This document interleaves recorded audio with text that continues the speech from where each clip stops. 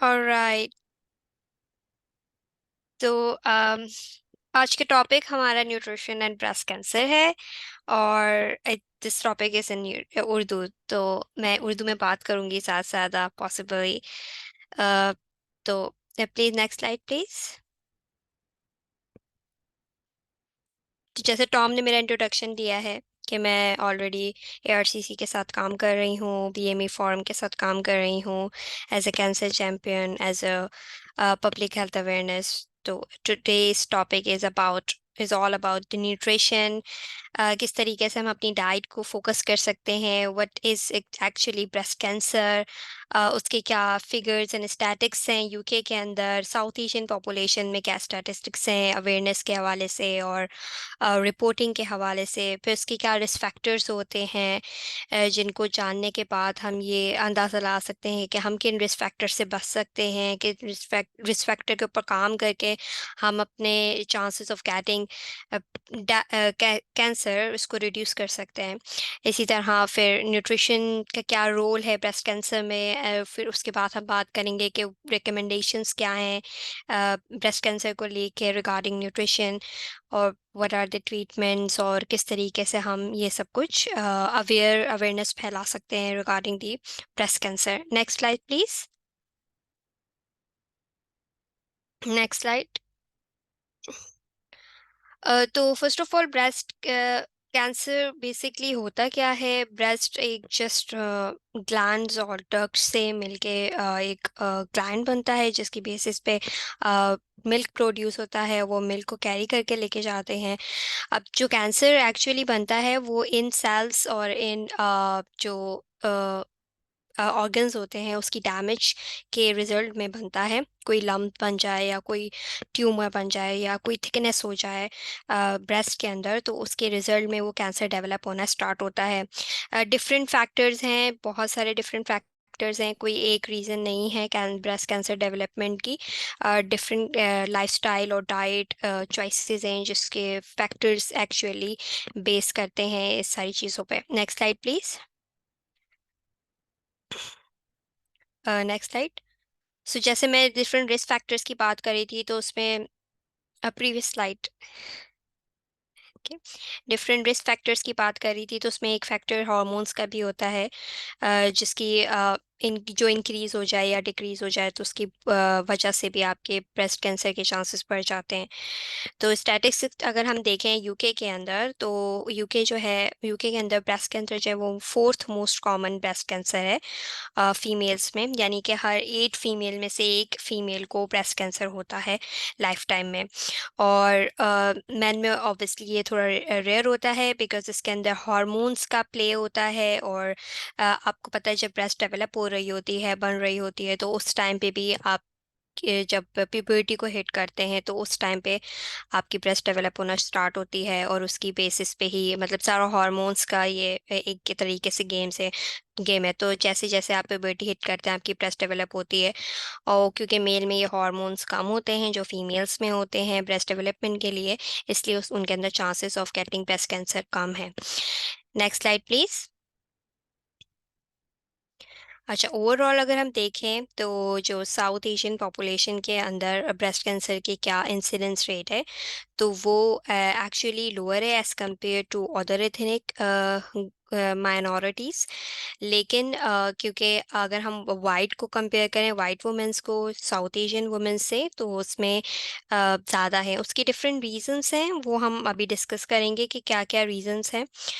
इसके अलावा जो स्टेजेस हैं, जैसे कि डिफरेंट बैकग्राउंड के जो डिफरेंट एक्सपीरियंसेस हैं ब्रेस्ट कैंसर के स्क्रीनिंग के अटेंडेंस के स्टेजेस के, वो डिफरेंट हैं। लाइक कुछ एथनिक ग्रुप्स जो हैं उनके अंदर डायग्नोसिस अर्ली हो जाती है, कुछ एथनिक ग्रुप के अंदर स्क्रीनिंग अर्ली हो जाती है। तो ये डिफरेंट फिगर्स हैं। अब जैसे अगर मैं बात करूँ ब्रेस्ट कैंसर कैंसर स्क्रीनिंग की, तो ये देखा गया है रिसर्चेस से कि स्क्रीनिंग जो है वो जो भी कम होती है वो साउथ एशियन पॉपुलेशन के अंदर इस वजह से कम होती है क्योंकि उनके अंदर कल्चरल और लैंग्वेज बैरियर आ जाता है बिटवीन द मेडिकल प्रोफेशन और अमंग द लेमैन। तो हमारे बीच में एक लैंग्वेज बैरियर होने की वजह से स्क्रीनिंग जो है वो बहुत कम पाई गई है साउथ एशियन पॉपुलेशन में। इसी तरह अगर मैं डायग्नोसिस की बात करूं, तो डायग्नोसिस के अंदर भी ये देखा गया है रिसर्चर्स से कि जो इथनिसिटीज की बेस पे डेटा कलेक्ट हुआ है, उसमें ये एविडेंस है कि वुमेन्स जो हैं, जो कि डिफरेंट डाइवर्स बैकग्राउंड से बिलोंग करती हैं, चाहे वो एशियन, साउथ एशियन हो, चाहे वो ब्लैक माइनॉरिटी से हो, कहीं से भी हो, तो उनके अंदर यही चीज़ है कि उनकी जो डायग्नोसिस है वो एज अ वो वाइट वुमेन कभी जल्दी हो जाती है और कभी लेट होती है। अब सर्वाइवल रेट अगर मैं देखूं, तो फ्रॉम रिसर्चेस हमने ये देखा है कि सर्वाइवल रेट जो है साउथ एशियन वुमेन्स के अंदर वो बहुत कम है as compare to other ethnic group. अब वो किस वजह से कम है वो मैं आगे फर्दर डिस्कस करती हूँ। Next slide please.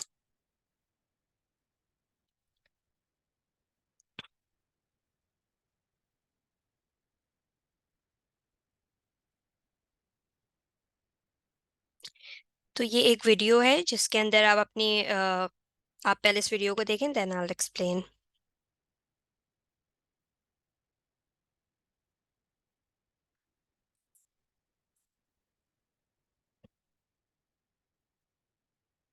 तो इसके अंदर अगर आपकी ब्रेस्ट में कोई इन्फ्लेमेशन है, कोई सूजन आई हुई है, कोई नमनेस है या कोई रैश डेवलप हो गया है, तो आपको उसके ऊपर नोटिस करना है।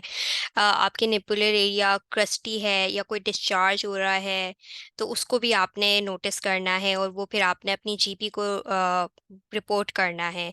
ये एक स्क्रीनिंग प्रोसेस होता है जो कि आप खुद से कर सकते हैं। और अगर आपने ये लम्स और इस तरह की चीज़ें पहले ही आइडेंटिफाई कर ली और आपने अपने जाके जीपो को ये चीज़ें रिपोर्ट करी, तो इससे आपके चांसेस ऑफ गेटिंग या फिर प्रोग्नोसिस के कम हो जाते हैं। यानी आपका जो कैंसर है वो इतना ज़्यादा प्रोग्रेस नहीं हो पाता, वो पहले ही अर्ली स्टेजेस पे ही ट्रीट हो जाता है। तो इसी तरह की अगर कोई भी एबनॉर्मलिटी आपको अपने ब्रेस्ट में फील हो, इस ये अवेयरनेस आप अपने बच्चों को भी दे सकते हैं और यंग एडल्ट्स को भी दे सकते हैं कि इस तरह की कोई भी अगर आपको एबनॉर्मलिटी फील हो रही है तो उसको आप फर्दर अपने जीपी से डिस्कस कर सकते हैं। और फिर स्क्रीनिंग होती है जो कि एक बहुत कॉमन चीज़ है एनएचएस में, ब्रेस्ट कैंसर स्क्रीनिंग, और वो बहुत इजीली हो जाती है। और अगर आप पहले ही जाके इन्फॉर्म कर देंगे तो आपको पहले ही वो स्क्रीनिंग के लिए अप्रोच कर सकते हैं। Next slide please.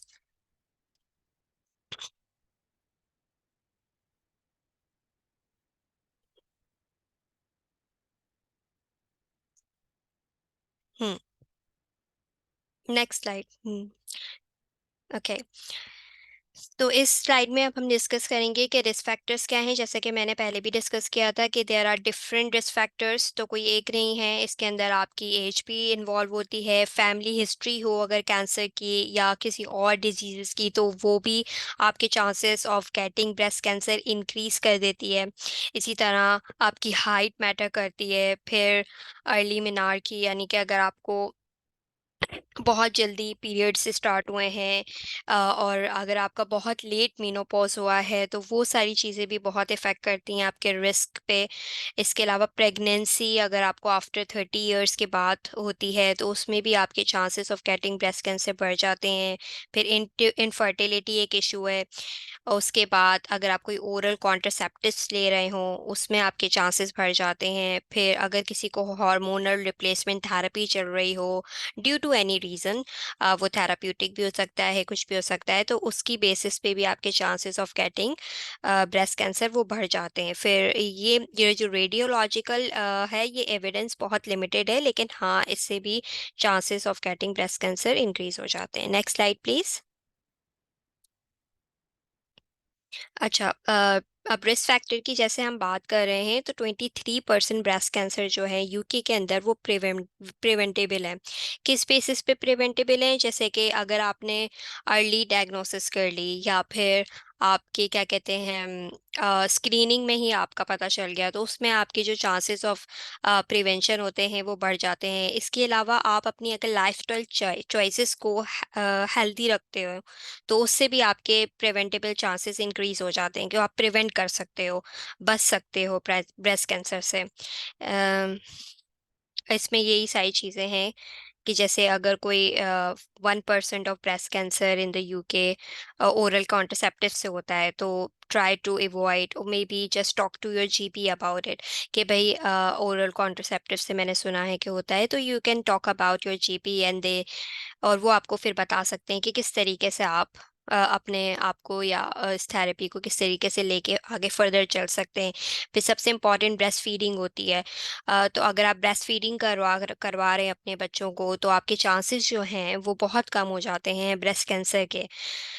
इसके अलावा मेनोपॉज अगर आपका बहुत लेट है, तो आपको किस तरीके की लाइफस्टाइल चॉइसेस रखनी है कि जिससे आपको ब्रेस्ट कैंसर ना हो, या अगर आप ओवरवेट या ओबेसिटी का इशू है आपको, तो आपके चांसेस बढ़ जाते हैं, तो उसमें आपको किस तरीके से अपने आप को टैकल करना है कि ब्रेस्ट कैंसर ना हो।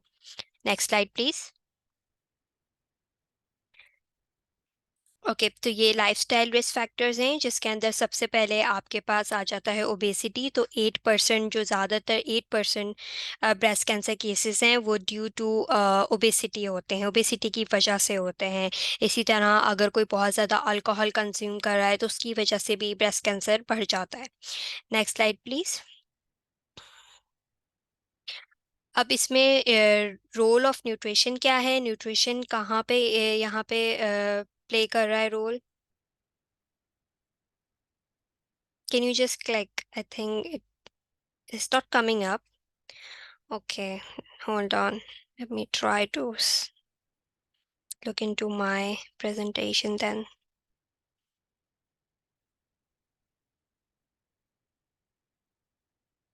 हम्म तो रिसर्चेस से एक्चुअली ये देखा गया है कि स्लाइड में ये जो इन्फॉर्मेशन है वो शो नहीं हो रही, तो मैं आपको बताती हूँ कि स्लाइड में मैंने ये इंक्लूड किया था कि रिसर्चेस और ब्रेस्ट कैंसर का क्या रिलेशनशिप है, मतलब न्यूट्रिशन और सॉरी ब्रेस्ट कैंसर का क्या रिलेशनशिप है। तो इसके अंदर रिसर्चेस से पता किया गया है कि इट मे बी पॉसिबल कि अगर आपकी न्यूट्रिशन प्रॉपर है, आप न्यूट्रिएंट सही ले रहे हो, आपकी डाइट हेल्दी है, आपका वेट हेल्दी है, तो आपकी जो risk of getting breast cancer है वो ऑटोमेटिकली कम होना शुरू हो जाते हैं। और इसी तरह अगर आपका वेट ज़्यादा है, तो आप वेट पे काम कर सकते हैं, आप अपना वेट लॉस कर सकते हैं, तो उस हिसाब से भी न्यूट्रिशन का रोल आ जाता है। Next slide please. अब जैसे ये world cancer research fund recommendations अगर हम देखें, तो ये भी अराउंड उसी के इवॉल्व करती हैं आपकी लाइफस्टाइल चॉइसेस के। लाइक सबसे पहले अगर हम देखें तो बी अ हेल्दी वेट, तो आपका वेट जो है वो हेल्दी होना चाहिए। अच्छा, ये जो रिकमेंडेशंस हैं ये सिर्फ ब्रेस्ट कैंसर के लिए नहीं है, ये बहुत सारे कैंसर्स के लिए हैं। लाइक अगर आप इन रिकमेंडेशंस के अराउंड अपने अपनी लाइफ को मॉडिफाई कर लेते हैं, कस्टमाइज कर लेते हैं, इन रिकमेंडेशंस को फॉलो करते हैं, तो आप सिर्फ ना सिर्फ ब्रेस्ट कैंसर से बच सकते हैं, बल्कि और भी डिफरेंट टाइप के कैंसर से बच सकते हैं। जैसे बीइंग फिजिकली एक्टिव, आपको फिजिकली एक्टिव होना चाहिए। आपकी डाइट के अंदर जो है वो फाइबर होना चाहिए। वो फाइबर आप सब्जियों से ले सकते हैं, फलों से ले सकते हैं। इसके अलावा वो फाइबर आप जो गंदम वाली चीज़ें होती हैं, रिच फाइबर रिच प्रोडक्ट, उनसे आप ले सकते हैं। फास्ट फूड को थोड़ा लिमिट करना है।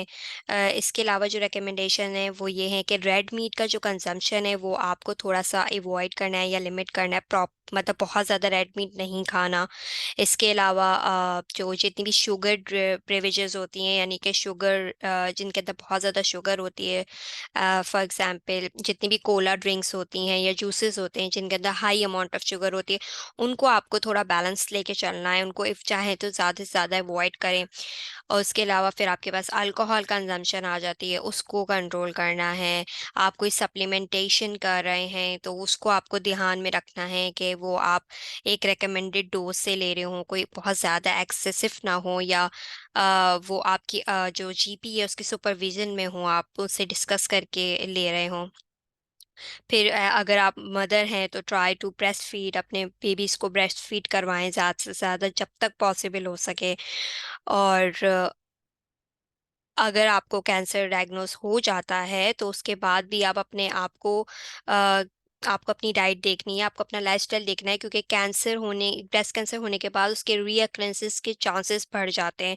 तो वो ये होता है कि आगे आपको इन फ्यूचर लाइफ में दोबारा हो सकता है, तो उस चीज़ों को भी आपको ध्यान में रखना है। Next slide please.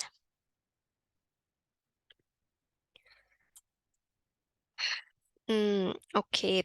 इस स्लाइड में बेसिकली ओवरवेट और ओबेसिटी को टारगेट किया है, किस तरीके से ब्रेस्ट कैंसर जो है वो ओवरवेट और ओबेसिटी से रिलेटेड है। यानी अगर आपका वज़न ज़्यादा है आपकी हाइट और एज के हिसाब से, तो आपके आप क्यों ब्रेस्ट कैंसर आपको हो सकता है। अच्छा, सिर्फ ब्रेस्ट कैंसर नहीं, आपको 12 डिफरेंट टाइप के कैंसर के चांसेस बढ़ सकते हैं अगर आपका वेट ज़्यादा है तो। इसके अंदर सबसे पहले इन्वॉल्वमेंट जो आती है वो आपकी ईस्ट्रोजन की आती है। अब ईस्ट्रोजन की इन्वॉल्वमेंट कुछ इस तरीके से होती है कि वो फीमेल हार्मोन है, सबको पता है ईस्ट्रोजन। और जैसे जैसे बड़े होते हैं वैसे वैसे आपकी ईस्ट्रोजन ज़्यादा होने लगता है।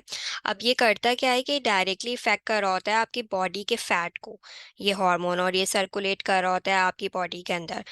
तो आपका ये ईस्ट्रोजन लेवल जितना ज़्यादा हाई होता है उतने ज़्यादा आपके बॉडी फैट डेवलप होता है, उसकी वजह से आपके ब्रेस्ट और या फिर वूम के कैंसर के चांसेस बढ़ जाते हैं।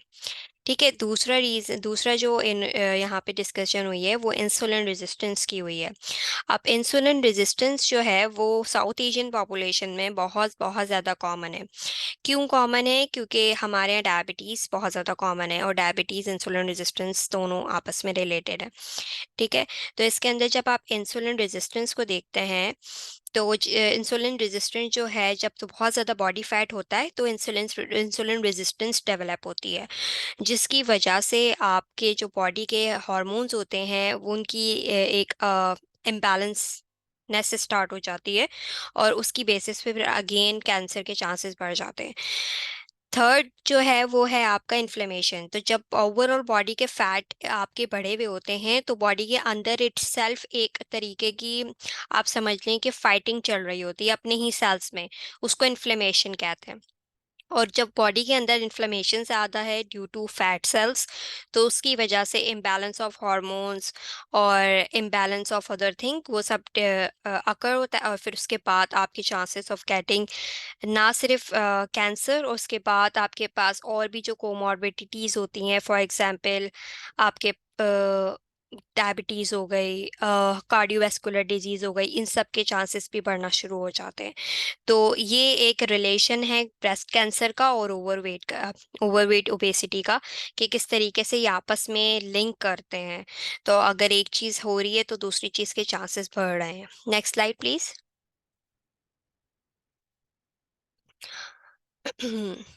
अब ये वही बात बताइए कि पोस्ट मेनोपॉजल के अंदर risk of getting breast cancer increase हो जाता है। वो इसी वजह से इंक्रीज हो जाता है क्योंकि फीमेल में हार्मोनल इम्बैलेंस स्टार्ट हो जाता है।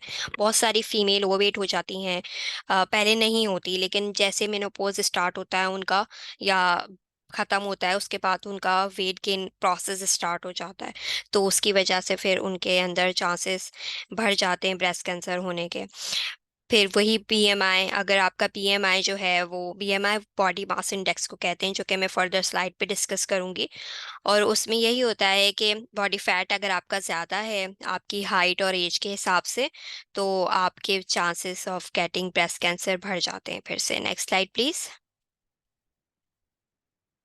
ये बॉडी मास इंडेक्स है। यूजुअली जो बॉडी मास इंडेक्स की नॉर्मल वैल्यू होती है, बीएमआई की नॉर्मल वैल्यू होती है अमंग इंग्लिश पॉपुलेशन आप कह लें, तो उनके अंदर 18.5 टू 24.9 होती है। लेकिन हमारे अंदर, हम साउथ एशियन कम्युनिटी में 23 के बाद ही हम ओवरवेट होना स्टार्ट हो जाते हैं। यानी अगर हमारा बीएमआई जो है वो 23 से बढ़ा हुआ है तो हम ओवरवेट है। तो इससे आप अंदाज़ा लगाएं कि हमारे अंदर रिस्क ऑफ गेटिंग बहुत सारी डिजीजेस, मतलब डायबिटीज़ कह लें, कार्डियोवैस्कुलर कह लें, और ये बहुत कॉमन है। और फिर ब्रेस्ट कैंसर, ये सारी चीज़ें जो हैं बढ़ जाती हैं। तो वेट का बहुत इंपॉर्टेंट रोल है यहाँ पे। इसी तरह एक और बेस्ट मार्कर जो होता है जिससे आप पता लगा सकते हैं कि आप ओवरवेट हैं या हेल्दी वेट हैं, वो आपका वेस्ट सरकमफेरेंस होती है। यानी कि जो आपका बैली बटन है उसके अराउंड आप अपने मेजर कर सकते हैं मेजरिंग टेप से। और उस उसको वो 94 सेंटीमीटर से मेन में कम होना चाहिए और फीमेल्स में 80 सेंटीमीटर से कम होना चाहिए। इंचेस भी मैंने यहाँ पे मेंशन किए हैं। तो इसको भी आप देख सकते हैं कि फॉर एग्जांपल अगर आप अपने वेट से कंफ्यूज हैं तो आप अपने वेस्ट पे फोकस कर सकते हैं या दोनों को साथ लेके चल सकते हैं। Next slide please. अच्छा, अब यहाँ पे डाइट की बात है कि किस किस्म की डाइट। अच्छा, डाइट इज नॉट लाइक हम किसी स्पेसिफिक डाइट की बात करें कि भाई डाइटिंग करनी है, ऐसा कुछ नहीं है। डाइट का मतलब है कि आप क्या खाना खाएंगे, सही है। अ, तो यहाँ पे जब भी अगर आपकी एक्सेसिव एनर्जी है, यानी कि आप बहुत ज़्यादा एनर्जी लगा रहे हैं फूड के अंदर, वैसी एनर्जी नहीं जैसे आप, फूड की जो ओवरऑल एनर्जी है वो ज़्यादा है। अब फूड की ओवरऑल एनर्जी दो तीन रीजंस की वजह से ज़्यादा होती है। या तो आपकी फूड के अंदर बहुत ज़्यादा फैट हो, चर्बी वाला खाना हो, चिकना खाना हो, या फिर आपका जो खाना है उसमें बहुत ज़्यादा चीनी हो, ठीक है। और या तो और ये दोनों चीज़ें हो, और इसके अलावा आपका जो फाइबर है ओवरऑल वो कम हो डाइट के अंदर, ठीक है। तो उसकी वजह से आपका जो खाना है वो फिर अनहेल्दी कहलाता है, और इसको हम एक्सेसिव एनर्जी डाइट कहते हैं, ठीक है। एक रीज़न ये है। दूसरी ये इसकी फैक्टर है कि ओवरवेट, यानी कि आप जितना खा रहे हैं उतना आप यूटिलाइज नहीं कर रहे, यानी कि जितनी कैलोरीज आपके अंदर जा रही हैं उतनी उसमें से बाहर नहीं आ रही हैं, उसको आप यूटिलाइज नहीं कर पा रहे। तो ये एक ओवर ईटिंग का पैटर्न होता है। फिर दूसरा जो फैक्टर है जो बॉडी वेट पे इन्फ्लुएंस करता है बेसिकली, वो फिजिकल एक्टिविटी है। अब हमारा सेडेंटरी लाइफस्टाइल है, यानी कि आपकी कोई सिटिंग जॉब है या आप घर में बैठे रहते हैं, या फिर आपका लाइफस्टाइल कुछ इस तरीके का है कि आपकी ज़्यादा उठना बैठना नहीं होता, तो उसको हम सेडेंटरी लाइफस्टाइल कहते हैं, ठीक है। या फिर आपकी कोई फिजिकल एक्टिविटी है ही नहीं ड्यू टू वर्क या किसी भी रीज़न की वजह से, आप को टाइम नहीं मिलता अपने लिए, आप फिजिकल एक्टिविटी नहीं कर पाते, तो वो आपकी फिर काउंट हो जाती है, वो बॉडी बॉडी का वेट उससे इफेक्ट होना शुरू हो जाता है। और इसके अलावा फिजिकल एक्टिविटी जो है वो आपकी डिफरेंट हार्मोन्स की वजह से भी होती है। आप जब फिजिकल एक्टिविटी करते हो तो उसके इफ़ेक्ट्स जो हैं वो हार्मोन्स पे जाते हैं, डाइजेस्टिव सिस्टम पे इफ़ेक्ट होता है उसका, इम्यून पे होता है और वेट पे भी होता है। तो इट्स लाइक अगर आप फिजिकल एक्टिविटी करें तो आप इन सारी चीज़ों को एक साथ टारगेट कर रहे हैं और इन सबको बैलेंस कर सकते हैं। Next slide please. अच्छा, तो ये वाली स्लाइड में ये बहुत पुरानी 2017 की रिसर्च है, world cancer research fund UK की, जो कि रिवाइज 2018 में हो गई थी। इसके अंदर कुछ कन्विंसिंग और स्ट्रॉन्ग एविडेंस है, जिसमें बताया गया है कि कुछ ऐसी चीज़ें हैं जिससे बहुत कन्विंसिंग हमें एविडेंस मिले हैं रिसर्चेस की बेस पे, कि इससे ये ऐसा है तो आपके चांसेस मतलब बहुत ज़्यादा हैं कि आपको ब्रेस्ट कैंसर हो सकता है, जिसमें से आपकी एडल्ट एटीन हाइट है, ठीक है। दूसरा है प्रोबेबल चांसेस, यानी कि आप आपको ऐसा है तो इसमें चांसेस आपके बढ़ जाते हैं लेकिन इतने ज़्यादा नहीं बढ़ते। Next slide.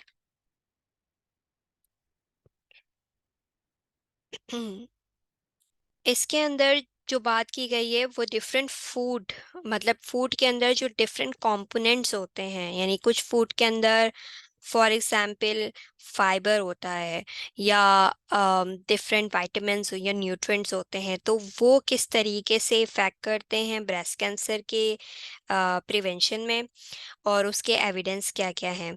तो जैसे आप जब ब्रेस्ट कैंसर के बारे में पढ़ते हैं या आप कहीं से सुनते हैं तो उसमें कुछ चीज़ें आपको मिलेंगी जो कि बहुत ज़्यादा स्ट्रॉन्ग होंगी और उसकी सिग्निफिकेंसी होगी, मतलब कहने को जैसे उसकी साइंटिफिक प्रूफ बात की गई होगी। लेकिन कुछ चीज़ें ऐसी भी मौजूद हैं इंटरनेट पे जो कि बिल्कुल मिथ है और उसका साइंटिफिकली कोई प्रूवन चीज़ नहीं है, वो लोगों ने अपनी तरफ से कही हुई है। तो इसलिए बहुत इंपॉर्टेंट है कि जब भी आप कहीं से इंफॉर्मेशन लें तो उसकी जो रिसर्च बेस हो, यानी कि कोई ऑथेंटिक वेबसाइट हो। जैसे कि अगर आपको रिसर्च के लिए जाना है, cancer research world cancer research fund website बहुत अच्छी है, वहाँ से आप डिफरेंट देख सकते हैं कौन सा फूड जो है वो स्पेसिफिकली ब्रेस्ट कैंसर पे टारगेट किया गया, उस पर कितनी रिसर्च हुई है और कितनी वैलिड बात कह रहे हैं वो, ठीक है। तो अब जैसे इन्होंने फ्रूट्स एंड वेजिटेबल्स का बोला है, तो हमें पता है हमें डाइट में फ्रूट्स और वेजिटेबल्स जो है, फल और सब्जियां, उनकी मिकदार ज़्यादा रखनी चाहिए। क्यों रखनी चाहिए? क्योंकि उनके अंदर पॉलीफेनोल्स होते हैं, ठीक है। पॉलीफेनोल्स होते हैं, फाइबर होते हैं और बीटा कैरोटीन्स होते हैं। बीटा कैरोटीन एक तरीके से विटामिन ए है, ठीक है। और पॉलीफेनोल्स जो हैं वो आपके एंटीऑक्सीडेंट्स होते हैं, जैसे कि फाइटिंग सेल्स होते हैं, ठीक है। यानी आपकी बॉडी में अगर कोई इन्फ्लेमेशन हो रही है तो उससे जाके फाइट कर सकते हैं। तो ये सारी प्रॉपर्टी इनकी होती हैं, जो कि यहाँ पे मैंने सेकंड कॉलम में फर्स्ट रो के सेकंड सेल में लिखी हुई हैं। लेकिन जो एविडेंस है वो लिमिटेड है और बॉर्डर लाइन है। तो इसका मतलब क्या है कि आपको सिर्फ कोई ऐसे फ्रूट्स या फल नहीं खाने जिसमें पॉलीफेनोल्स, फाइबर और बीटा कैरोटीन हो। आपको सारे फल और सब्जियां खानी है, ठीक है।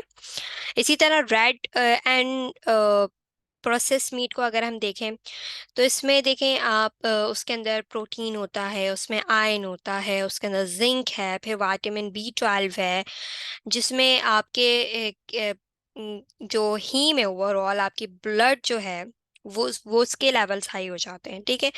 तो उसमें भी अगर आप देखें कि जैसे मैंने अभी आपको रिकमेंडेशंस में बताया था कि डब्ल्यू जो वर्ल्ड कैंसर रिसर्च फंड की वेबसाइट है, उधर रिकमेंडेशन जो हैं वो ये है कि आपको रेड मीट लिमिट करना है। और यहाँ पे मैं रेड मीट की बात कर रही हूँ। तो रेड मीट क्यों लिमिट करना है? क्योंकि it's really high in iron, ठीक है। और भी चीज़ों में ये बहुत हाई है। तो अब अगर किसी के अंदर ऑलरेडी आयरन की डेफिशिएंसी नहीं है तो उसके अंदर रिस्क बढ़ जाता है इन्फ्लेमेशन का और इन सारी चीज़ों का। लेकिन एविडेंस अगेन इतना ज़्यादा स्ट्रॉन्ग नहीं है। लेकिन इस बेटर कि आप रेगुलर बेसिस पे नहीं खाएं, आप उसको लिमिट कर दें। फिर इसी तरह डेयरी प्रोडक्ट्स आ जाती हैं, तो अक्सर डेयरी प्रोडक्ट के बारे में ये मिथ है कि जो लोग ज़्यादा डेयरी प्रोडक्ट्स खाते हैं उनके अंदर चांसेस ब्रेस्ट कैंसर के बढ़ जाते हैं। तो ये एक मिथ है, ये कोई एविडेंस बेस्ड बात नहीं है, ठीक है। क्योंकि डेयरी प्रोडक्ट्स से आपको कैल्शियम मिलता है, विटामिन D मिलती है, और डिफरेंट किस्म के आपको इंजाइम्स मिलते हैं जो कि डाइजेशन में बहुत अच्छे होते हैं। और आपको फैट भी जो मिलते हैं वो भी अच्छा फैट मिलता है उससे, उसके अंदर से। तो ये सारी चीज़ें, अब इसकी जो प्रॉपर्टी है वो ये है कि ये फाइट करती है अगेंस्ट कैंसर सेल। और हम जैसे कि मिथ्स अक्सर सुनते हैं कि ये मतलब कि एक तरह से प्रोग्रेस कर रहा है कैंसर्स को। तो इस वजह से जो लिमिटेशंस हैं वो कहीं पे बहुत ज़्यादा रिसर्च है, कहीं पे बहुत कम है। तो इसलिए हम कुछ एग्जैक्टली नहीं कह सकते कि इसकी वजह से कैंसर होता है। Next slide please. अब डाइटरी रिकमेंडेशन में जैसे कि मैंने आपको पहले बताया कि रेड मीट जो है वो उसका पोर्शन साइज आप कैसे रखेंगे कि एक पोर्शन साइज जो है रेड मीट का वो 350 to 300 ग्राम्स मीट है, ठीक है। 300 से 350। तो 300 से 350 अगर आप एक पोर्शन को काउंट कर रहे हैं तो वो आपको वीक में 2 से 3 दफ़ा खाना है, इससे ज़्यादा नहीं खाना, ठीक है। अब वो आप किसी भी उसमें ले सकते हैं। इसके अलावा aim for minimum of 5 fruits of different, ये अब ये एक इम्पॉर्टेंट चीज़ है कि हम रिकमेंडेशन में अक्सर ये देखते हैं कि 5 फ्रूट्स एंड वेजिटेबल्स खाने हैं। तो इसका मतलब ये नहीं है कि आपको 5 फ्रूट्स खाने हैं, आप वेजिटेबल्स को साइड पे कर दें, क्योंकि वेजिटेबल में बहुत सारी बहुत अच्छी अच्छी चीज़ें होती हैं और शुगर लेवल्स भी कम होते हैं, जो कि साउथ एशियन पॉपुलेशन में बहुत इंपॉर्टेंट रोल प्ले करता है, क्योंकि डायबिटीज़ हम लोगों के अंदर बहुत ज़्यादा है, सही है। तो इसलिए अगर आपको कहीं पे लिखा हुआ नजर आए कि aim for 5 fruits and vegetable, तो उसमें वेजिटेबल्स ज़्यादा लेनी है और फ्रूट्स कम लेने हैं। इसके बाद आप देखें होल ग्रेन की जो मैंने बात की थी, कि जितनी भी गंदम वाली चीज़ें होती हैं, जैसे कि आपके पास यहाँ पे तो बहुत सारी चीज़ें अवेलेबल हैं। ब्रांड फ्लैक्स फ्लैक्स होते हैं, सीरियल्स होते हैं जिनके अंदर होल मील बहुत ज़्यादा होता है। उस तरीके की चीज़ें आपको ज़्यादा से ज़्यादा लेनी है, उससे आपका फाइबर इंक्रीज़ होगा। फिर इसके बाद 2 पोर्शन आपको उसके अंदर मीट रखना है। मीट कौन सा है? ये रेड मीट नहीं है, ये आपका जो वाइट मीट है वो भी वो है, ठीक है।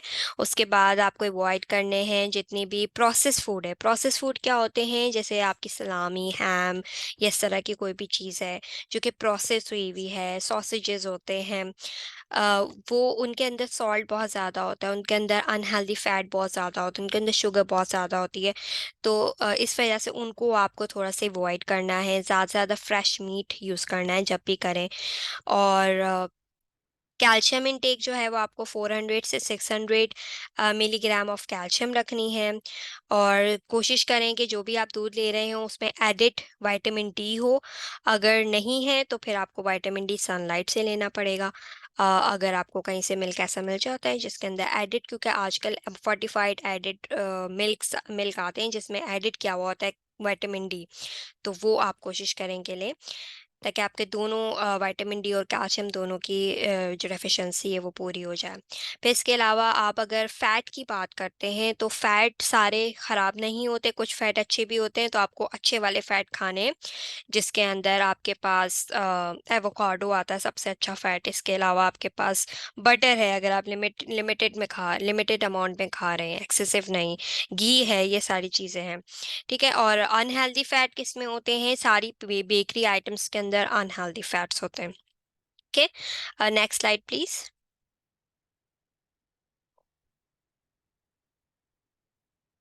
ओके, तो इसके अंदर अल्कोहल कंजम्पशन का बहुत ही स्ट्रॉन्ग एविडेंस अवेलेबल है, बहुत ही ज़्यादा स्ट्रॉन्ग। बहुत सारी रिसर्चेस इस पे हुई हैं और ये देखा गया है कि जो लोग अल्कोहल कंजम्पशन बहुत ज़्यादा करते हैं, चाहे वो बियर हो, वाइन हो, स्पिरिट्स हो, वोडका हो, किसी भी किस्म का अल्कोहल हो, उसमें उनके ब्रेस्ट कैंसर के चांसेस बहुत ज़्यादा बढ़ जाते हैं। ठीक है। तो इट्स बेटर कि आप अल्कोहल को अवॉइड करें जितना ज़्यादा हो सके, लेकिन अगर आप एडिक्टिव हैं और आप ज़्यादा से ज़्यादा पीते हैं और रेगुलर बेसिस पे, तो आप अपनी जो कंजम्पशन को थोड़ा सा रिड्यूस कर लें, थोड़ा कम कर लें। Next slide please.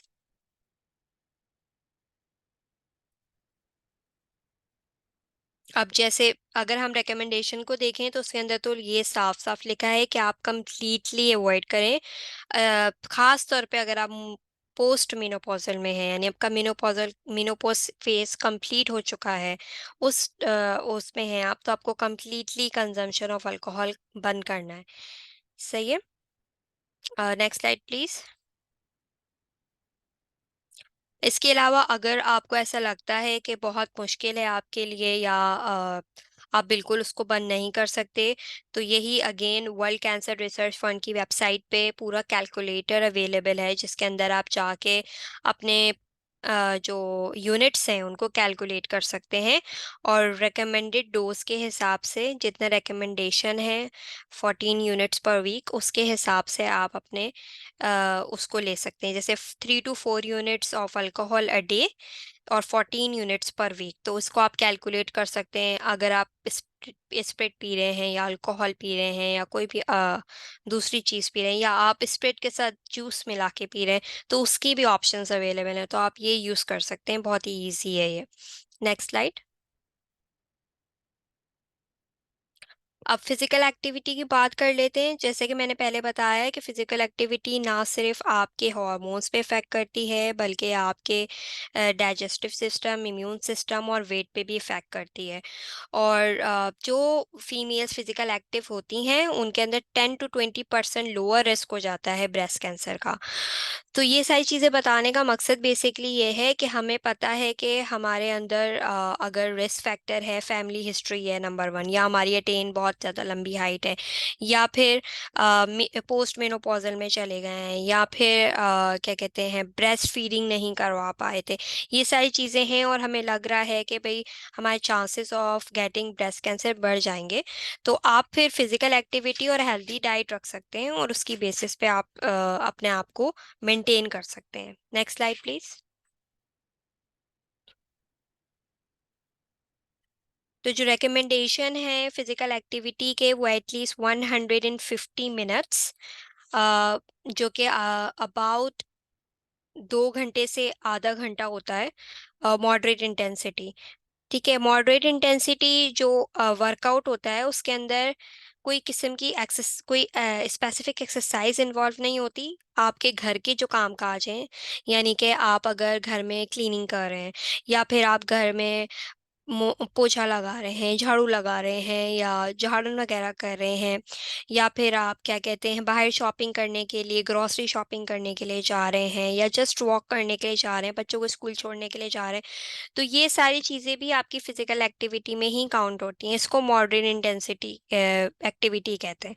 ठीक है। अब इसी तरह अगर आप कोई जिम जा रहे हैं, जुम्बा क्लासेस कर रहे हैं, तो फिर वो विग्रेस एक्टिविटी में आ जाता है, और वो आपको 75 मिनट्स पर वीक करनी है।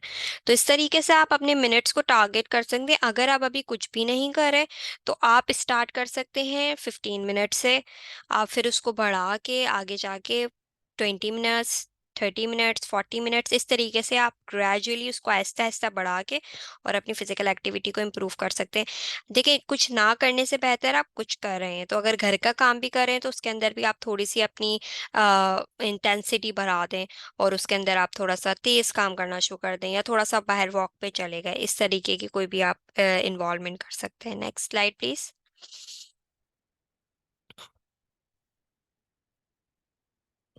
अगेन ब्रेस्ट फीडिंग का मैंने आपको पहले बताया है कि ब्रेस्ट फीडिंग जो है वो कैंसर के ब्रेस्ट कैंसर के चांसेस बहुत ज़्यादा कम कर देती है। तो 12 मंथ तक एक्सक्लूसिवली ब्रेस्ट फीड करवाएं बेबीज़ को। इसके अलावा जो प्री और पोस्ट मेनोपॉजल चांसेस होते हैं ब्रेस्ट कैंसर के, वो भी अगर आपने अपने बेबी को ब्रेस्ट कैंसर करवाया हो जब उसकी बर्थ हुई हो, तो उससे भी कम हो जाते हैं। Next slide please.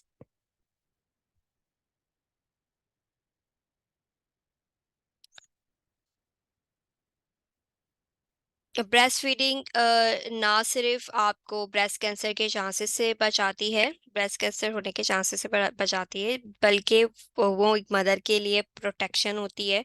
क्योंकि उस उनके जब मदर डिलीवर करती है बेबी, तो उसके हार्मोन्स बहुत ज़्यादा इम्बैलेंस हुए होते हैं, उसको वो लोअर डाउन करने में हेल्प करती है।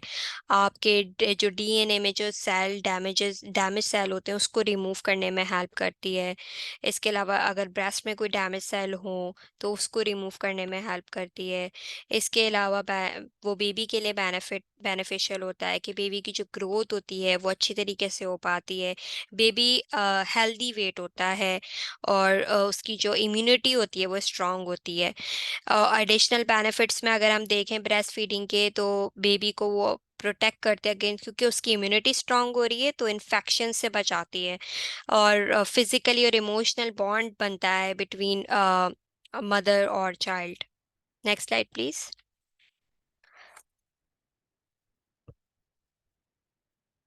तो ब्रेस्ट फीडिंग की रिकमेंडेशन है कि वो एक्सक्लूसिवली फर्स्ट 6 मंथ जो है, मतलब बिना कुछ सोचे आपको फर्स्ट 6 मंथ तक ब्रेस्ट फीड करवाना है बेबी को। और आप ज़्यादा से ज़्यादा 2 साल तक, और उससे भी ज़्यादा 2 साल के बाद भी अगर आपका बेबी ब्रेस्ट फीड कर रहा है, तो आप उसको करवा सकते हैं। इसमें कोई हेल्थ वो नहीं है कि हार्म नहीं है कि आपको कोई हार्म हो जाएगा उससे। Next slide please.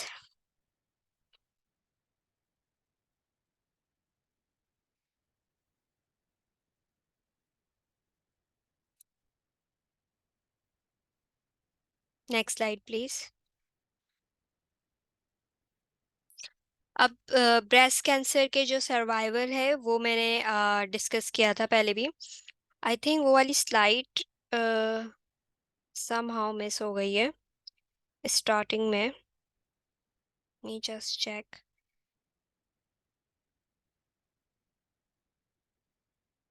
हम्म।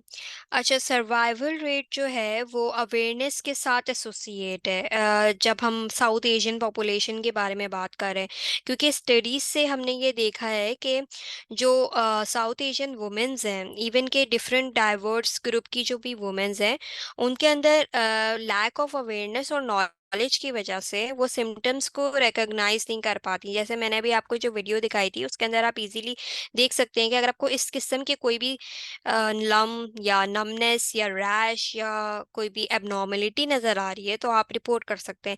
लेकिन जब आपको इन चीज़ों के बारे में नहीं पता होता, तो आप वो रिपोर्ट भी नहीं कर पाते। तो उसकी वजह से आपका सर्वाइवल रेट कम हो जाता है। क्योंकि जब आप बहुत लेट डायग्नोस होंगे, लेट डायग्नोसिस होगी, तो उसमें फिर chances of getting a good treatment वो कम हो जाते हैं। इसी तरह lack of awareness quality of life पे भी बहुत ज़्यादा डिपेंड करती है। अब जैसे हमने डिफरेंट रिसर्च से ये देखा गया है कि जो साउथ एशियन बैकग्राउंड की फीमेल्स होती हैं उनके अंदर डिप्रेशन, एनजाइटी और पुअर क्वालिटी ऑफ लाइफ होती है जब उन्हें पता चलता है कि उनको ब्रेस्ट कैंसर है। तो इसी तरीके से फर्टिलिटी रेट भी उसकी वजह से बढ़ जाता है। और दूसरी ये चीज़ें कि ये सारी चीज़ें जब कंबाइन होती हैं तो ओवरऑल सर्वाइवल रेट पे इफेक्ट पड़ता है। Next slide please. तो हम जो सर्वाइवल रेट है वो अपनी अवेयरनेस और नॉलेज के थ्रू बढ़ा सकते हैं। दूसरा, हमने जो डाइट अपनी रखनी है या अपना न्यूट्रिशन जो रखना है वो हेल्दी रखें, हेल्दी सोर्सेस रखें, अपनी रेड मीट को लिमिट करें। ये सारी चीज़ें हम करके अपने chances of getting diabetes breast cancer वो डिक्रीज कर सकते हैं। इसी तरह आपको अपना वेट जो है वो हेल्दी रखना चाहिए, फिजिकल एक्टिविटी आपको करते रहने चाहिए। अपनी डाइट में फाइबर और सोया रिच डाइट होनी चाहिए। सोया आपको पता है एक प्लांट है जिसमें बहुत ज़्यादा प्रोटीन होता है, वो फीमेल हार्मोन्स को बैलेंस करने में भी हेल्प करता है। तो सोया रिच रिच डाइट होनी चाहिए आपकी। इसके अलावा आपके जो फैट हैं वो हेल्दी फैट होने चाहिए, अनहेल्दी फैट डाइट में नहीं होने चाहिए। और लिमिटेड फैट होने चाहिए, बहुत ज़्यादा फैट नहीं आपको यूज़ करने। यही सारी जो कॉम्बिनेशन है ना, it can improve overall, it may improve overall survival. आप मतलब जब डायग्नोसिस हुई है उस टाइम पे भी, before the diagnosis, even prevention के लिए भी ये अच्छी हैं ये सारी चीज़ें, और आफ्टर डायग्नोसिस भी हैं अच्छी। Okay, next slide please. ये South Asian eat well guide है, आप सबने देखी होगी। इसके अंदर आप देखें सबसे ज़्यादा जो पोर्शन है वो फ्रूट्स एंड वेजिटेबल्स का है। तो अगेन वही, जब 5 फ्रूट्स एंड वेजिटेबल्स हैं तो आपको उसके अंदर से वेजिटेबल्स ज़्यादा लेनी है, फ्रूट्स कम लेने हैं। और फिर उसके बाद आपके पास जितने भी ग्रेन्स हैं जिसमें आपके पास चावल आ जाते हैं, आलू हैं, ये सारे हैं, इनको कोशिश ये करें कि ब्राउन हो, ब्राउन इन नेचर हो। ब्राउन इन नेचर का मतलब उसमें फाइबर बहुत ज़्यादा होगा, सही है। तो यानी कि अगर आप वाइट ब्रेड खा रहे हैं तो ब्राउन ब्रेड या होल मील ब्रेड लें। अगर आप वाइट राइस खाते हैं तो ब्राउन राइस लें। वाइट पास्ता खाते हैं तो वो ब्राउन पास्ता लें।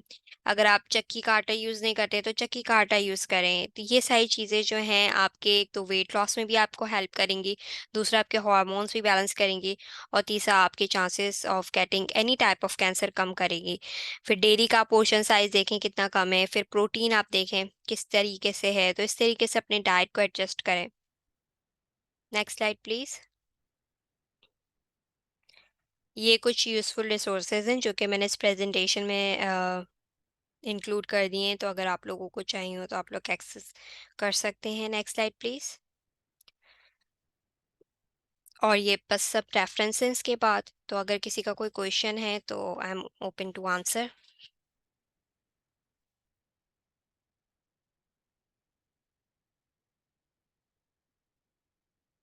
Yup, so this is all from me Tom. अगर किसी का कोई क्वेश्चन है तो वो मुझसे पूछ सकता है, किसी को किसी किस्म के कोई कोई क्यूरी है तो।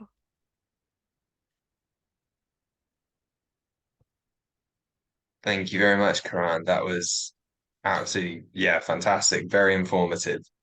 Um, so yeah, just before we yeah, so just before we do the second Zoom poll, you are invited to ask any questions I, about the presentation to Karan regarding mhm. nutrition and breast cancer. I think there is one hand So I raised. can see, yeah, Jeannie, go ahead. Thank you. Kiran, मुझे ये पूछना था कि आजकल ये जो keto diet है ना, ये बहुत ज़्यादा ट्रेंडिंग कर रही है, तो कोई फ़ायदा है कीटो या पेलियो ऐसे डाइटों में? और कौन सी विटामिन सप्लीमेंट्स लेना चाहिए अगर आपकी डायग्नोसिस हो चुकी हो कैंसर की? कैंसर की डायग्नोसिस के विटामिन जो हैं वो आपको आपकी जीपी सबसे ज़्यादा बेहतर बताएंगी, क्योंकि उसके अंदर डिफरेंट आपकी डिफिशेंसीज पे डिपेंड करता है। तो उनके पास पूरी की पूरी आपकी डिटेल्स होती हैं कि आपकी अभी बॉडी में किस चीज़ की डिफिशेंसी है और आपको किस चीज़ पे काम करना है। तो स्पेसिफिक न्यूट्रिएंट्स होते हैं स्पेसिफिक डिफिशेंसीज के लिए। दूसरा, आपने कीटो डाइट का सवाल पूछा, तो कीटो डाइट देखिए हमारे साउथ एशियन पॉपुलेशन में बहुत मुश्किल है, क्योंकि मैंने वेट मैनेजमेंट पेशेंट्स के साथ भी काम किया है जिनको वेट लॉस करना होता है। और मैं भी ओवीवा के साथ भी काम कर रही हूँ, वहाँ पे भी बहुत सारे पेशेंट्स हैं मेरे पास। तो उसमें यही होता है कि मैंने ये बहुत ज़्यादा ऑब्जर्व किया है कि साउथ एशियन पॉपुलेशन के अंदर कीटो डाइट फॉलो करना बहुत डिफिकल्ट है, क्योंकि कीटो डाइट के अंदर आपको कार्बोहाइड्रेट बिल्कुल ख़त्म करने होते हैं, और हमारी तो डाइट बेस ही कार्बोहाइड्रेट पे करती है। मतलब हमारे यहाँ राइस और रोटी ऐसी चीज़ है जिसके बगैर खाना खाया ही नहीं जाता। तो वो अगर आप अवॉइड करना भी चाहें कीटो डाइट में, तो आप एक हद तक अवॉइड करते हैं, और जब आप दोबारा उसको अपनी डाइट में डालते हैं तो आपको आपका जो वेट है वो बाउंस बैक हो जाता है, और वो फिर उससे भी दुगना बाउंस बैक होता है जितना पहले आपका था। तो फिर वो बहुत डिप्रेसिव होता है, बहुत स्ट्रेसफुल होता है कि आपने एक तो इतनी मेहनत करके किसी भी किस्म की डाइट करके, स्पेशली कीटो डाइट करके, आपने इतने सेक्रीफाइसेस करके अपना वेट लूज़ किया, और उसके बाद आपने जब ये सब चीज़ें छोड़ी, क्योंकि आप ज़्यादा टाइम तक कीटो डाइट को सस्टेन नहीं कर सकते। हमारी जो कल्चरल डाइट है उसके अंदर ये वो नहीं है। अगर आप खुद भी देखें, आपके घर में जिस तरीके का खाना बनता होगा, तो वो अचीवेबल नहीं है। तो अगर आप 1 महीने, 2 महीने, 5 महीने, 1 साल लगातार करते भी हैं, तो कभी ना कभी आप दोबारा किसी शादी में या किसी उसमें जाएंगे, और वहाँ पे आप जाके चावल खा लेंगे, और आपका कीटो वहीं ब्रेक हो जाएगा। तो इस बेसिस पे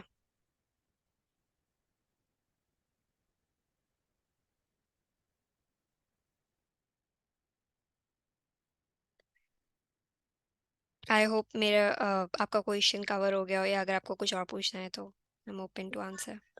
no thank you, that completely covers it. मुझे बस यही था ना कि आपने कहा कि फाइबर ज़्यादा खाना चाहिए न्यूट्रिशन, और कीटो में तो फाइबर होती है लेकिन वेजिटेबल्स से हम्म। होती है, वो कोई पल्सेस से होती है शायद। हम्म। um, तो बिल्कुल। यही सवाल था। और ऑल्सो जो ग्रीन डाइट होती है ना, हम्म।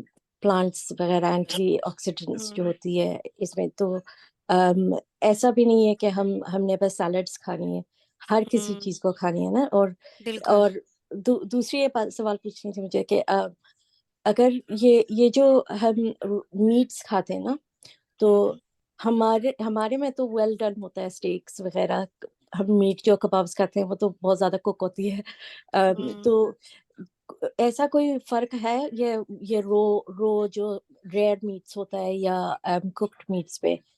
बिकॉज हम्म। ज्यादा कुक करते हैं तो न्यूट्रिशन लॉस हो जाता है, और हम्म। ज्यादा नहीं करते तो शायद इसमें कोई टॉक्सिन्स होती हैं, तो इसलिए हम्म। कोई एडवाइस है आपका? तो असल में कुकिंग टाइम जो है मीट का, उससे कोई फ़र्क नहीं पड़ता। असल में जो उसके अंदर जो फैट होते हैं ना, उससे फ़र्क पड़ता है। तो इवन दो अगर हम उसे वेल डन कुक भी कर रहे हैं ना, तो लेकिन उसके जो फैट है वो उसी में है, या तो उससे वो निकल रहे हैं, और फिर जो आप उसके साथ शोरबा या जो भी चीज़ है उसको ले रहे हो, तो वो सब चीज़ें उसी में रहती हैं।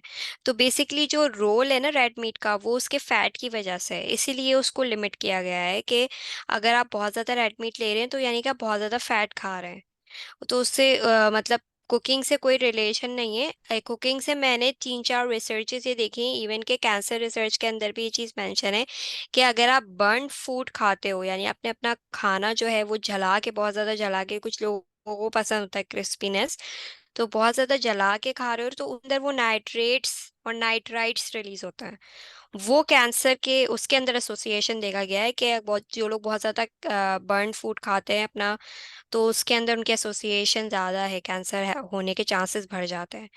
ये एक चीज़ है नाइट्रेट्स और नाइट्राइट का। लेकिन इसके अलावा अगर आप वैसे मीट बहुत ज़्यादा खा रहे हो, रेड मीट, यानी कि आपके घर में 5 से 6 बार बन ही रहा है हफ्ते में, तो फिर हाँ, आपको उसके अंदर ध्यान देने की ज़रूरत है, क्योंकि हर चीज़ को एक बैलेंस वे में लेके चलेंगे तो वो ज़्यादा बेहतर है। और दूसरी, आपने जो वेजिटेबल्स की बात बोली, वेजिटेबल्स ऑल्दो बहुत अच्छी होती हैं, लेकिन अगर आप प्रोटीन नहीं प्रॉपर लोगे तो आप वेट लूज में अक्सर ये होता है कि अगर आप बहुत ज़्यादा वेजिटेबल्स पे डिपेंडेंट हो जाते हो और प्रोटीन डाइट में नहीं होता, तो उससे भी आपके मसल लॉस होना शुरू हो जाते हैं instead of losing the fat. तो इसलिए प्रोटीन का भी एक बहुत इंपॉर्टेंट रोल है। प्रोटीन बहुत सारी डिफरेंट जगहों पे उसका फंक्शन है, एंजाइम्स रिलीज करता है, बॉडी की रेगुलेरिटी में हेल्प करता है। तो हम प्रोटीन को भी एकदम निग्लेक्ट नहीं कर सकते, उसको भी हमें रखना पड़ता है। और सिर्फ लैंटल प्रोटीन नहीं, आपका थोड़ा सा मीट प्रोटीन भी, या फिर आप क्या सोया प्रोटीन लो। आप अगर वेजिटेरियन हैं और मीट नहीं ले सकते, तो फिर आप सोया प्रोटीन की तरफ ज़्यादा डिपेंडेंट हो। Thank you. जी गजाला। जी, अस्सलाम वालेकुम। वालेकुम अस्सलाम। मैंने आपसे ये कहना था कि मैं बहुत साल तक 12 साल तक my husband and I ran a nursing home, और वहाँ पे हर तरह के पेशेंट्स होते थे। It was like a small hospital, और उसके लिए मुझे हेल्थ रिलेटेड न्यूट्रिशन कोर्सेज करने पड़े। और मैंने ये देखा है, just to help people who are asking you, कि मैं अब बहुत मेरी ये प्रैक्टिस हो गई कि रेड मीट पकाने से पहले कीमा स्पेशली मैं बॉईल कर लेती हूँ, वो पानी फेंक देती हूँ। बहुत सारे फैट्स निकल जाते हैं। आप ये देखें कि अगर आप यखनी बनाएं and if you keep it in the fridge, बेशक उस पे कोई फैट आपको जाहिर नजर ना आ रहा हो रेड मीट के ऊपर, मगर if you put it in the fridge तो इतनी इतनी लेयर बन जाती है वाइट फैट की, एनिमल फैट, तो उसको आप उतार दें। तो बेसिकली मैं यही कहूंगी कि जिस तरह हम पुलाव वगैरह पकाते हैं, हम शौकीन है, या हम मीट को बॉईल करें, सारा कुछ बीच में करें, न्यूट्रिशन वही रहेगी। ये जो फैट की लेयर है ना, ये ऊपर आ जाएगी, जस्ट टेक इट ऑफ। और कीमा इसी तरह, मैं कीमा बॉईल करके उसको फेंक देती हूँ पानी को। टेस्ट में कोई खास फर्क नहीं आता, मगर कीमे का ये है कि मे बी न्यूट्रिशन वैल्यू में थोड़ी सी फर्क आ जाती हो, मगर as far as making soups and things, so if you boil the meat, red meat, and then leave it in a cool place or in the fridge for a while, even for a few hours, तो ऊपर जो बड़ी thick layer आ जाती है fat की, just remove that and it's much healthier. और vegetables की आप बात करें, आपको सारा कुछ everything in moderation, and a lot of us, I am including my self, हमें बहुत सारे प्रॉब्लम्स हैं, and it's a vicious circle. एक चीज को अगर आप ठीक करने की कोशिश करते हो तो दूसरी को पकड़ा जाता है। फॉर एग्जाम्पल, डायबिटिक हूँ मैं, तो डायबिटीज के लिए I can't eat, I mustn't eat, as you said, carbohydrates तो बिल्कुल ही नहीं खाने मुझे। I shouldn't eat rice, I shouldn't have potatoes yet. मेरे जो दूसरे प्रॉब्लम्स हैं, डायबिटिक डिजीज है, पेट के प्रॉब्लम्स हैं, उसके लिए the foods which suit me best are carbohydrates, potatoes and rice.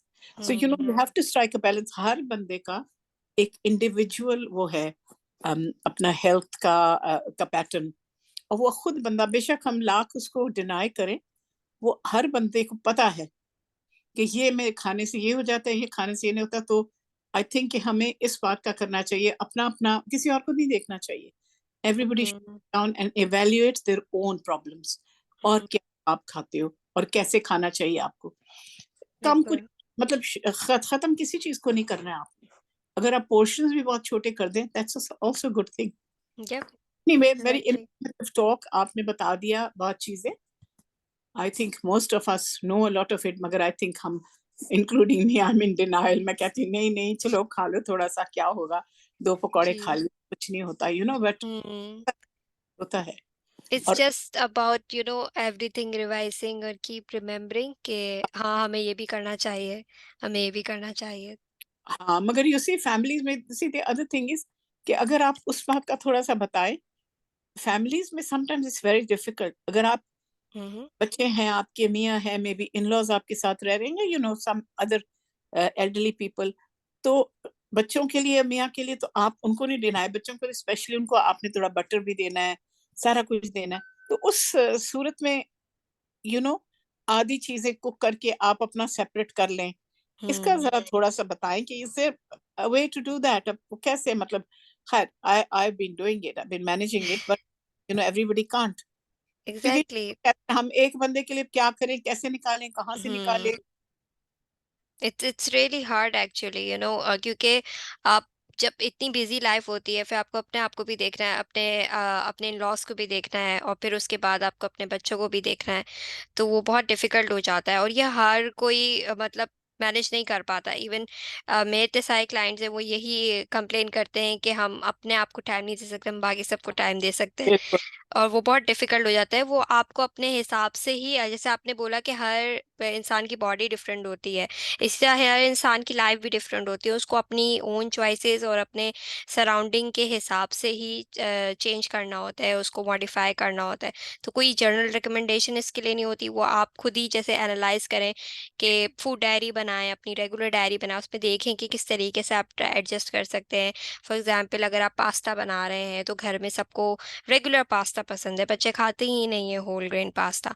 तो आप ये कर सकते हैं कि आपने बस आपने जो पास्ता सॉस बनाया है वो आप सेपरेट बनाएं, और जो आप बॉयल पास्ता कर रहे हैं तो आपने अपने लिए ब्राउन पास्ता अलग बॉयल कर लिया थोड़ा सा, और बच्चों के लिए उनका रेगुलर पास्ता अलग कर लिया। एंड देन जब आप उसको मिक्सिंग करने लगे तो आपने थोड़ा थोड़ा मिक्स कर लिया सॉस उसके अंदर। इस तरीके के छोटे छोटे स्टेप्स होते हैं जो कि आप ले सकते हैं।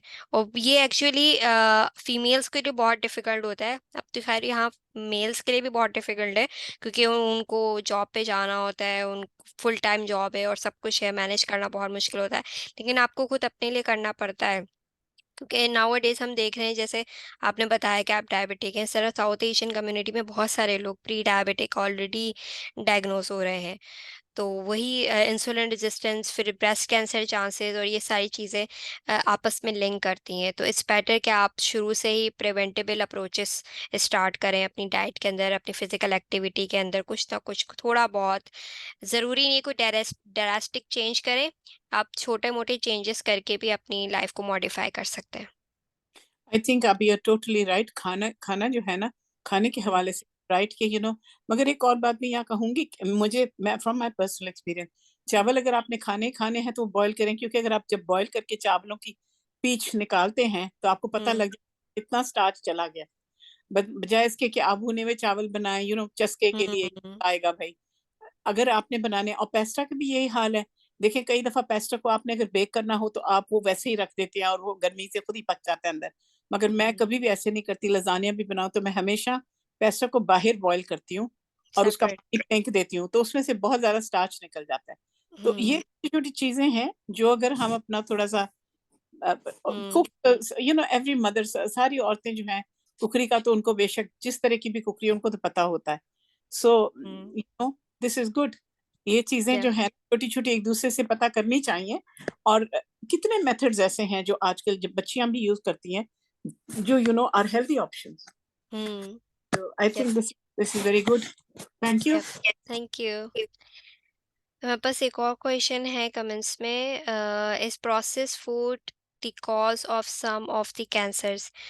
बिल्कुल। अगर आप कैंसर रिसर्च यूके की वेबसाइट पे जाएं तो वहाँ पे आपको बाकायदा एक पोर्शन नज़र आएगा जहाँ पे लिखा हुआ है कि लिमिट और अवॉइड कम्प्लीटली और प्रोसेस फूड। और प्रोसेस फूड जो है वो stomach lining cancer, bowel cancer, oesophageal cancer और ओवरवेट की वजह से रिलेटेड जो कैंसर हैं उसके अंदर बढ़ जाता है। तो इसमें आपको काफ़ी एसोसिएशन मिलेगी, और इसका जो एविडेंस है वो काफ़ी स्ट्रॉन्ग है। ये नहीं पता कि क्या मैकेनिज्म है, बट देयर इज़ एसोसिएशन, और जो रिसर्च है वो काफ़ी स्ट्रॉन्ग रिसर्च की गई है इसके पीछे। और बाकी अबाउट ओवर ईटिंग है, again over eating actually directly related to weight gain और ओवरवेट।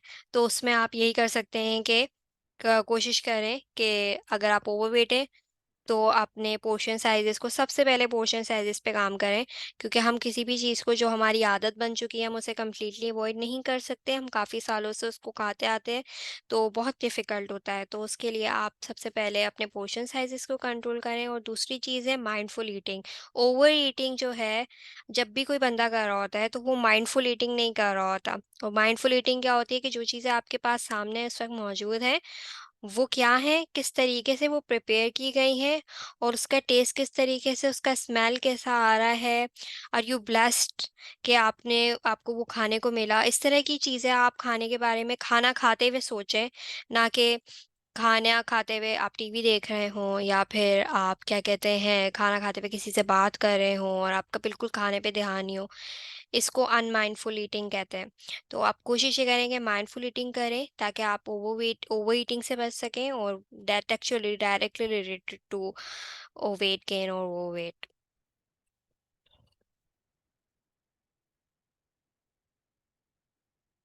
आई होप मैंने इन क्वेश्चंस का आंसर दे दिया हो। अगर किसी को कोई फर्दर क्वेश्चंस हैं तो I am happy to Uh, answer. Hi, Yes, Karan. Sorry to just yeah, jump in. yep, You may have just already answered this as well. yeah, I've seen already, Mrs. Khan yep. about the processed food. Great, great, great.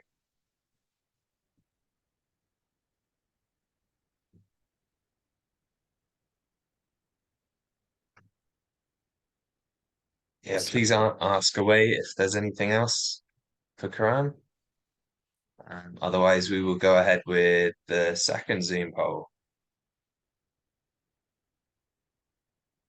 Okay, don't see any hands at the moment.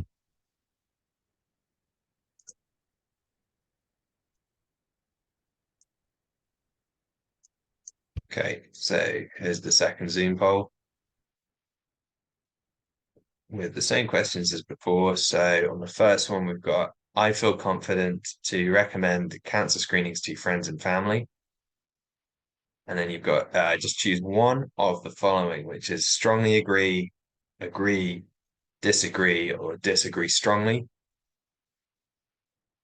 And secondly, we have cancer in my family is discussed. Again, just one answer, either openly, sometimes a bit but needs more awareness, rarely, or never. So I'll just give you a moment to complete those. Okay, nearly 50% complete on the first one. That's good.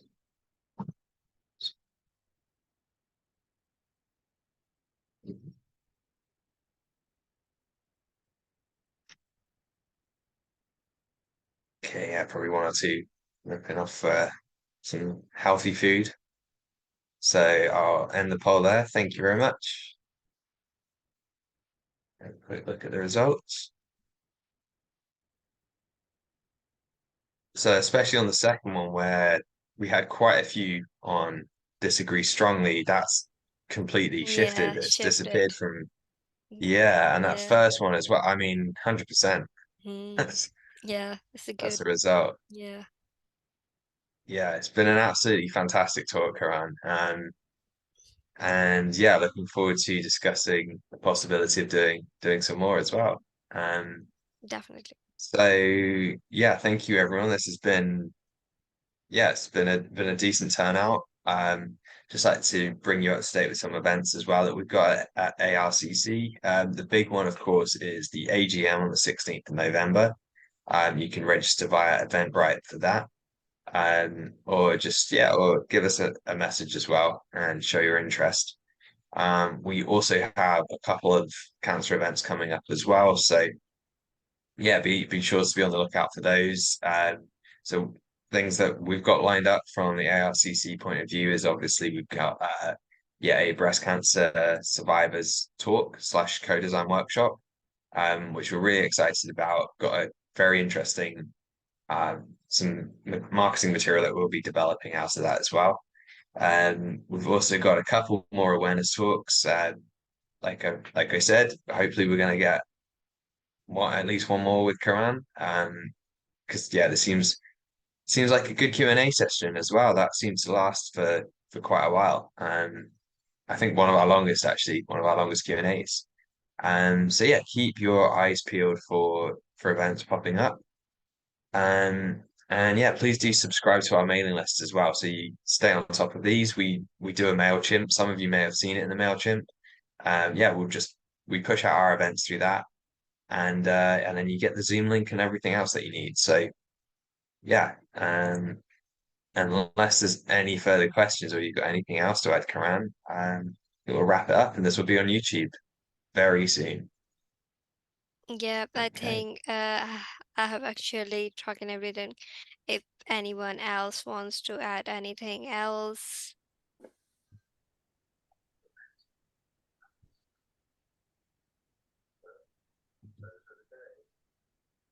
Seems good. Yep.